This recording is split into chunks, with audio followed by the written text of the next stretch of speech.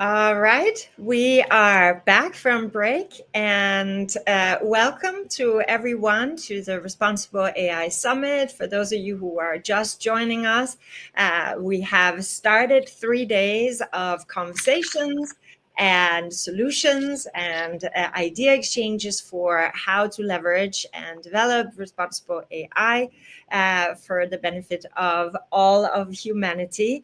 And we are so thrilled to welcome Veronica from joining us from the University of Verona, where we not only, I think, are studying the romances of Romeo and Juliet, but also addressing the dangers and the risks, but also the benefits of algorithms. And Veronica, I'm going to let you introduce yourself, and I will go backstage. And I'm very, very excited to hear your presentation for us today. Thank you so much. Thank you. I would like kicking things off by saying thank you to all of you to be here, especially to all who are community members, especially to Joachim for the special invitation, and to Clara as well. I would like starting briefly presenting myself. I am Paternolli Veronica, a second-year PhD student at the Computer Science Department at the University of Verona, so north of Italy.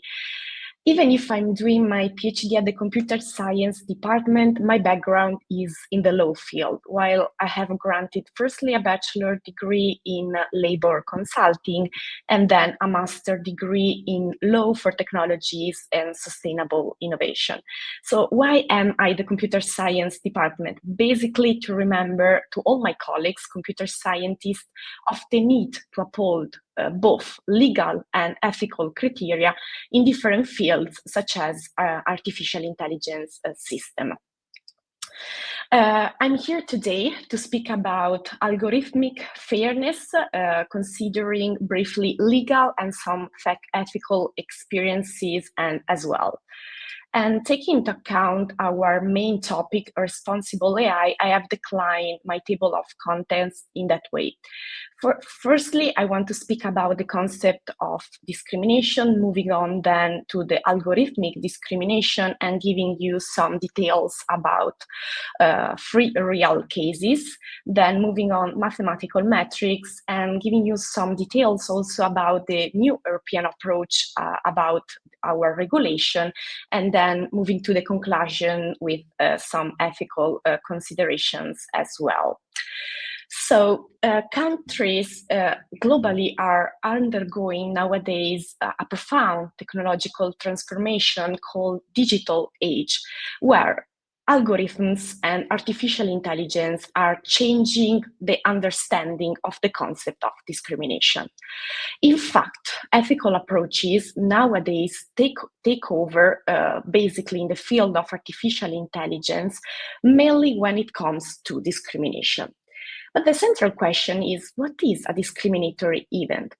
For sure, considering our human behavior, our human being, a discriminatory event is the result of an irrational process perpetrated by an individual or a group while doing everyday or professional activities. Therefore, the concept of discrimination is strongly and deeply rooted in our society. A society which is nowadays also subjected to a new phenomenon, the algorithmic technocracy. In fact, the concept of discrimination cannot only be linked to the human sphere, human behavior, but also to the digital one, creating a novel and a new interplay between human irrationality and algorithmic irrationality. This, despite the fact that algorithms and artificial intelligence systems should help us humans to take and make fair and objective decisions, thereby eliminating, where possible, also human biases and irrationality. However, most of the time, they inherit them, creating a new phenomena called algorithmic bias, which understanding from a point of view can be reached only through an immersive journey into the world of algorithm, combining tools and instruments from firstly the law field, then the ethical one, but also the computer science sector, try to answer to three main questions. When an algorithm fails, for who does it fail, and which are also the social cost of that kind of failure. But when we talk about discrimination, there's a direct link to the concept of fairness. But what's fairness? To better understand it, I want to give you some details about some real cases that happen specifically in the United States.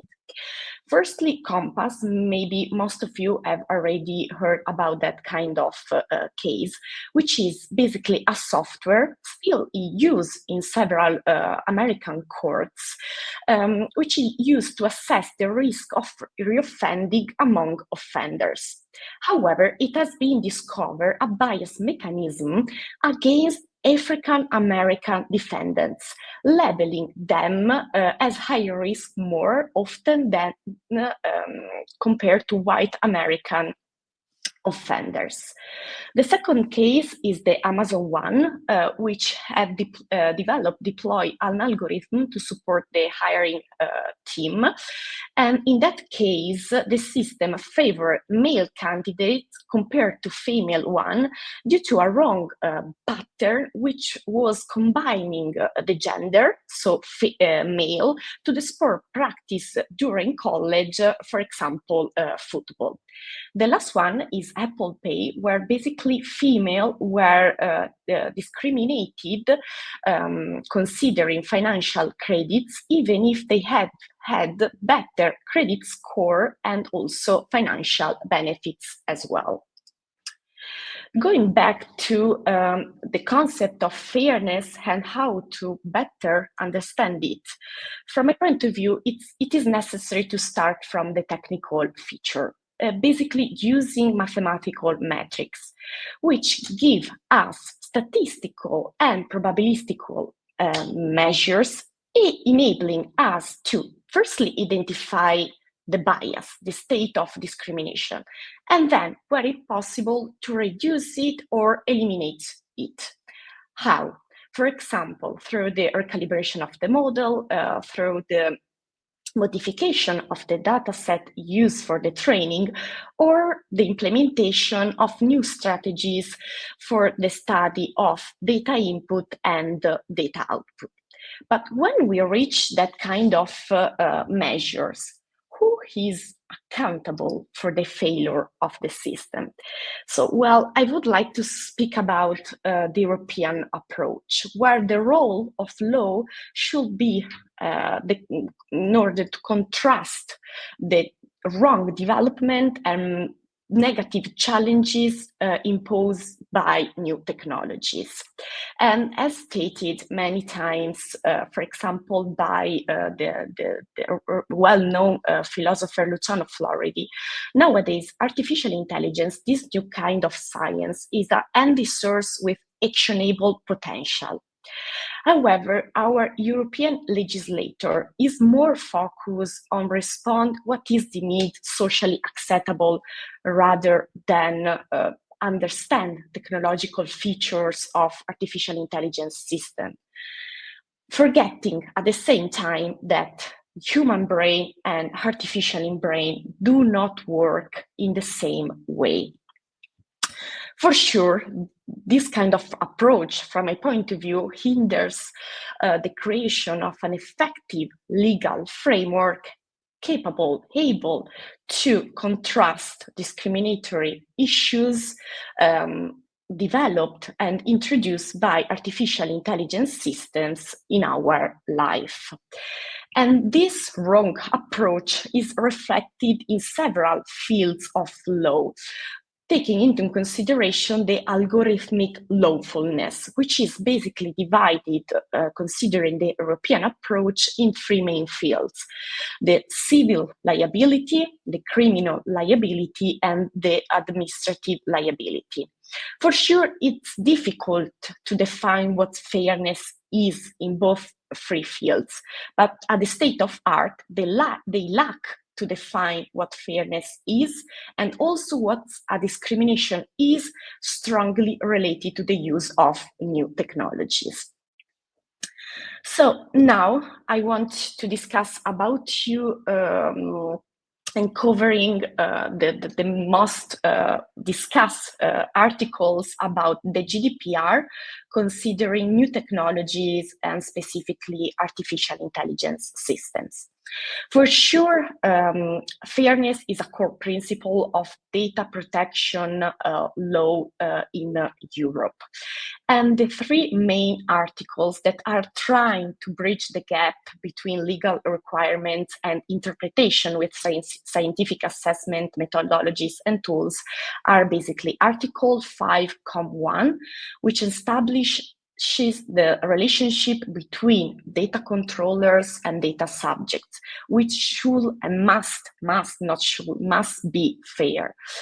Then there's Article 9, which prohibits the processing of special categories of personal data, such as biometric data, solely by automated means. And we already know that automation is a core principle of technical features thinking about artificial intelligence systems. And there's also Article 22, which explicitly forbids fully autonomous artificial intelligence systems from processing personal data, such as, for example, as stated before, biometric data, in a way that their result, the final result, the output, create significant legal consequences for individuals, so for the data subjects. However, specifically the last two, Article 9 and Article 22, establish some exceptions that regard also some loopholes in preventing discriminatory outcomes considering the artificial intelligence system. Then there's also the Artificial Intelligence Act, where basically will be enforced in 2 years, and it has been under several discussions in this month. For sure, the main goal of Artificial Intelligence Act is to promote reliable artificial intelligence systems and human-centric approaches, anthropocentric approaches. However, from my point of view, it lacks in defining root causes and effectively possible solution in order to contrast the discriminatory outcomes made by the system in a specific sector. And I have underlined also that kind of issue in one of my papers, which is a pending publication, and hopefully it will be published as soon as possible, when I speak basically about a new kind of a right to know the all implication. And when I say right to know all implication, I mean the right to know all implication considering both positive and both negative implications when they occur while using a specific artificial intelligence systems. Then, moving to the conclusion, many details about ethical considerations have been covered by my previous colleagues, and I don't want to go over them again just to avoid boring you. But I want to analyze the final and the central question, and that is also the question research about one of my PhD project, which is, can this new form of science be defined as socially beneficial? Well, I don't know if some of you want to share some considerations, but my answer is positive, yes.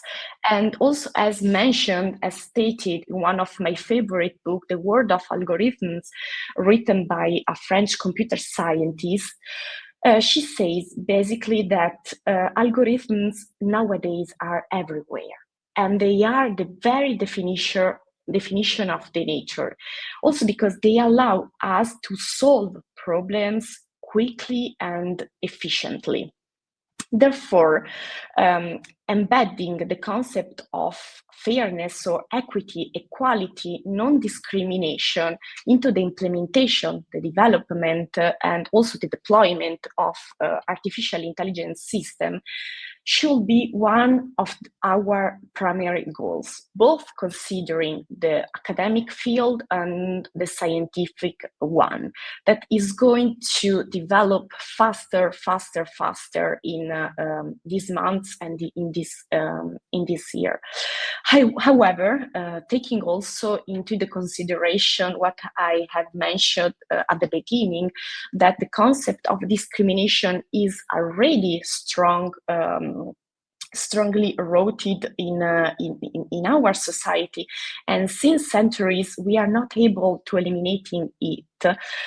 We should pay attention to avoid creating a perfect mirror between digital reality and human one, because the latter one is full of irrational activities and events.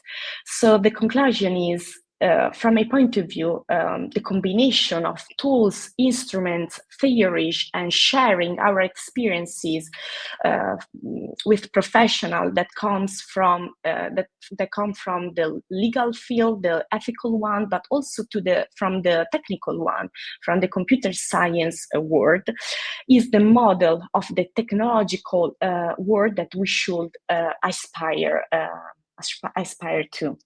And thank you very much for your attention. And I will glad to share with you also some experiences. And if you have a question, please send to me also by email. Thank you very much.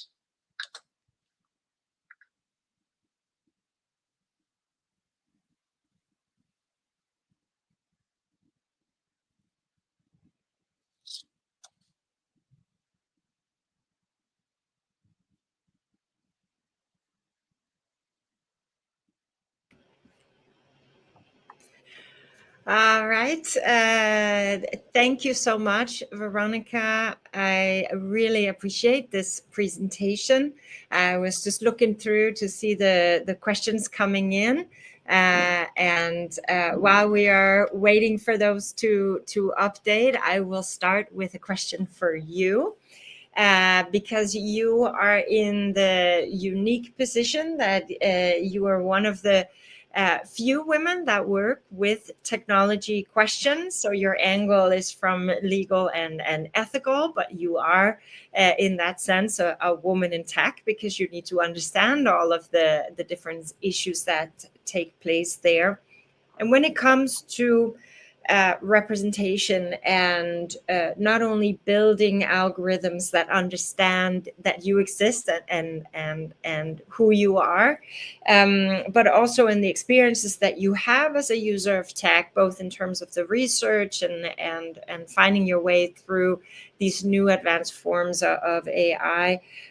What are your thoughts on the unique angles, the perspectives that half of the world's population have when it comes to AI, the fact that women are underrepresented in the data sets and therefore not really appearing in an equitable way online? What are some of the things that you're reflecting on there and things that you're finding? Basically, as I mentioned at the beginning of my presentation, I think that the biggest issue in representation is that artificial intelligence systems are reflecting our human biases, where women are basically, even we are developing in a positive way in that sense, they are underrepresented in our society, considering also high level positions and also considering some specific sectors such as technology and the scientific one as well. So the bias comes from the reality, our society, unfortunately. And I think uniquely for Italy, outside of the EU AI Act that you mentioned, is Italy creating its own law on AI. Of course, Italy, when generative AI first came out, initially said, don't use this technology at all, and then later did a U-turn on that decision making, but nonetheless has remained committed to develop in its own legislation currently being discussed in, I believe, the lower Senate. What are your thoughts there? What's Italy thinking? Why are they needing their own law on top of the EU AI Act? At the state of art, our intervention in that sector is just a draft, but is basically reflecting the European approach, trying in one sense to push everyone to use that kind of systems in order to reach a high level of development. On the other hand, our national legislator is trying also to protect our individual rights, as mentioned before by my colleague, for example, transparency, accountability, and explainability, so on and so far. So I think this is the right path that we should like going on. Very good answer, and very interesting to follow the case of Italy. I have another question for you, also related to Italy, to maybe get your perspective a little bit on the unique population there, because up until just a few decades ago, many people in Italy hadn't had formal schooling, and especially in the southern regions of Italy. And in that context, are relatively new to the modern forms of education and to literacy. Are you experiencing in Italy a big dissonance between the ability to use and engage with advanced technologies in more northern regions, and are there any efforts on the way, if there is a difference, to kind of equalize the country? Controversial question. Well, unfortunately, we are still experiencing some gaps between the north and the south of the country, considering technological development and also considering AI literacy. I know that the government and our legislator is trying to force everyone to use that kind of new technologies and trying also to educate basically people from new ages, but also elderly one. I know that it will be a long process, and I'm crossing the finger that we will reach our result, but unfortunately at the state of art, we'll still experience some differences between who was and is able to reach a high level of education and who is not, due to economical situations or backgrounds of that kind of individuals. Yeah, I think it's a really interesting case, and also not really just an issue for Italy, but in many countries around the world, and definitely also in the European Union. We see that even within local communities, that can be quite a significant digital divide, that can be incredibly complex to overcome, because it both has to do with access to technology, the ability to use the technology, and the support to learn how to use it. So even in very developed cities, we see that one community might have very advanced AI while another hasn't really started yet. I have one more question for you as a young researcher and as first generation young person with advanced AI. How do you see that impacting you going forward? What do you imagine that this will do to the career pathways and the life that you have planned into the future as a young person?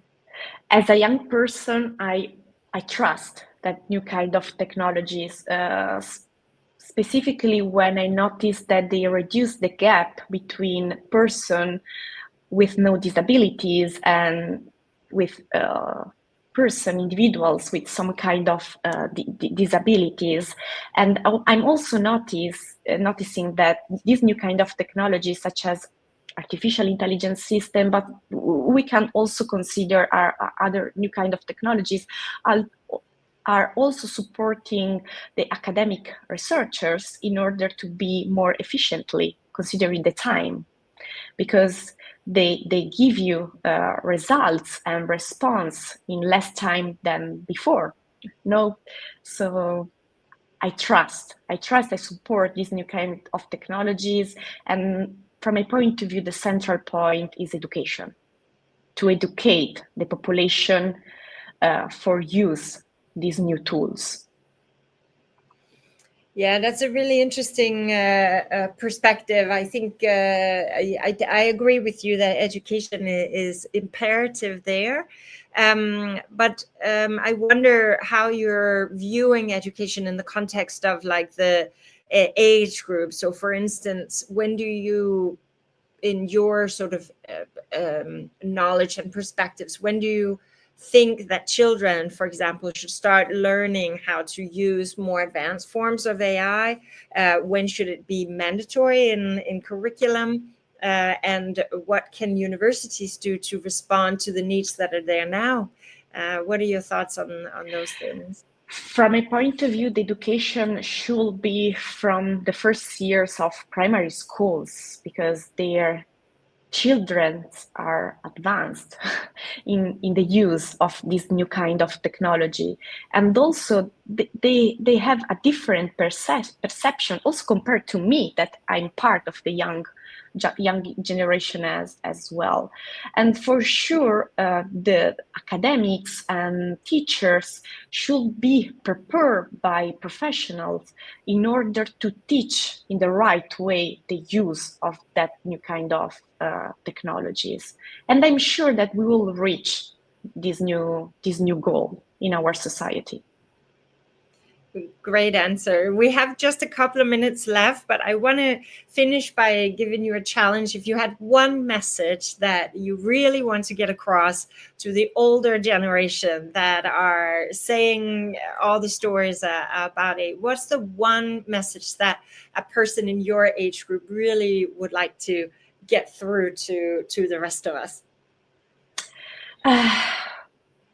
For sure, be aware to not use in every kind of sector these new technologies. Be aware how to use them in order to not lose your own personality. This is my biggest message, to preserve our human brain and to support it with this new kind of artificial brain.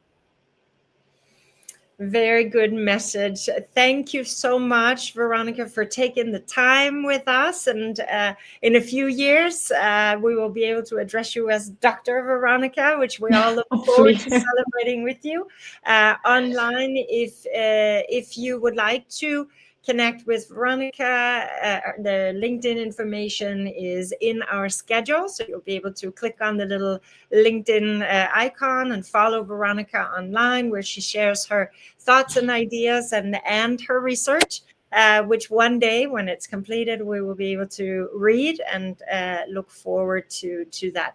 So thank you so much for taking the time with us today. It's very greatly appreciated, Veronica, and we wish you all the best. Thank you very much.